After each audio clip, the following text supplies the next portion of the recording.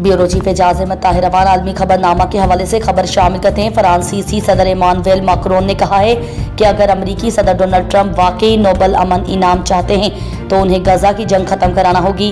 New York से फ्रांसीसी TV BFM को इंटरव्यू में मैक्रोन ने कहा कि इस जंग को खत्म करने के लिए सिर्फ एक शख्स कुछ कर सकता है और वो अमरीकी सदर ट्रंप है। डोनाल्ड ट्रंप को आलमी नोबेल इनाम मिलने के खतरात कम होने लगे।